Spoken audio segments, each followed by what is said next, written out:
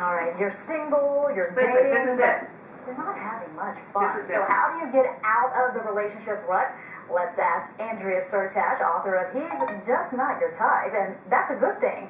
Also with us this morning, relationship expert Ian Kerner. Good morning to you both. Good morning. Good morning. All right, Andrea, let's get right into this, because you say date a non-type. Yes. What is that? So a non-type is a guy who's not on your usual checklist of what you're looking for.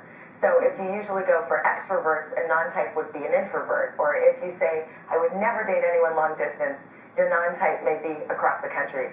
Put simply though, if you keep dating the same type of person, my premise is quite easy. It's you have to try something new because your match may be actually the one you haven't tried dating yet. And do you agree? Because if he's not what I want, why should I shoot for that? Yeah, well, I agree that it's nice to expand your boundaries a little bit, but, I think sometimes you hear the word type and you think, oh, bad boy or bad girl, and you're just dating the same person over and over again. But I want to say that sometimes having a type is a good thing. It's sort of the person that you're kind of usually, the type you're usually attracted to, the type whom you share values with, maybe you have similar lifestyles. So I think having a type and seeking out your type sometimes can be a really positive thing. Yeah, that's true. Okay, but some will argue, though, Andrea, look, you're asking people to just settle. Settle for what they don't really want. Absolutely not. Actually, I've dedicated the book to women who should never feel like they have to settle when they settle down.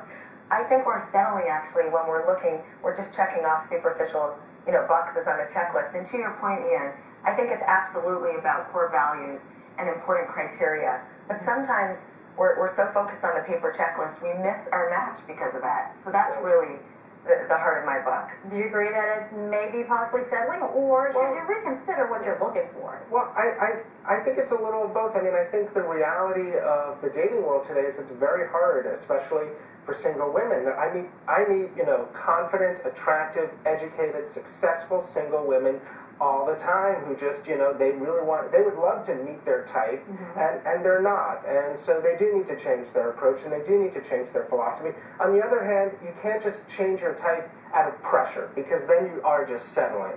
So I think, it's kind of getting out of that headspace of pressure. I know when I talk to my girlfriends, a lot of them say, oh, I want him to be funny, I want him to be kind, but a lot of them will be very truthful. He has to be good looking, he's got to be successful. Andrea, you say, forget about it. Don't even go down that road. Well, definitely you should be attracted to the person, and I want to qualify something. If you're annoyed by the person, you're turned off by the person, don't date that person.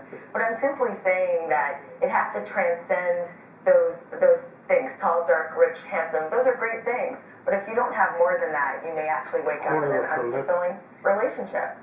Yeah, on the other hand, you really have to look at where do you share values. I mean, if you have material goals and you're dating a starving artist type, it might not end up, working out in the long run. I mean, let's be honest, most divorces in this country, the number one reason for divorce are financial issues. So it is important to really be aligned around some of those core values like money. If you don't feel that click of chemistry, that click of attraction, that might be a bad thing because I know with my wife, if she didn't have that little click of attraction, the book is underneath. She would have been out of there a long time ago. But here's the thing about money. I think it's not that the guy has money, it's how he is with money that we should be looking at. And looks and money are the most dynamic factors that we can invest in. So there's no saying if you meet a guy with a great job who looks a certain way that will withstand the test of time. So what I'm simply saying is definitely check off those boxes that your values are aligned and that you're attracted. But it has to go deeper than that. Gotcha. A lot of women grow up with that fairy tale, that Prince Charming who has absolutely everything. So as we listen to this, what should be the new checklist? Yes, well, I came up with a number of checklists in the book to help guide women towards their match. So by all means, I think checklists are great. One of the checklists I came up with is called the 4 essential ingredients. And that is the person a good partner, lover, companion, and friend? And I think if I you didn't hear can looks check of off, money anywhere in there. it's not in there, and bonus points if you have that. But I think if you have those 4 ingredients, you're already on your way to a successful relationship. I would just add to that humor, like really being able to laugh your way out of a situation. Humor is essential. I think also having a balancing personality, like my wife and I, we don't stress about the same things, so I can sort of bring her down when she's getting a little tense, and she can do the same with me. So just having balancing personalities. Ian, let me ask you this. A lot of of women kind of get into this rut in the sense of, that's who I'm looking for. It's hard for me to break out of that because that's what I'm attracted to. So how do you change that? Well, Socrates said an unexamined life is not worth living. And I think an unexamined relationship is not worth reliving. And so if you are single, if you are between relationships, I think getting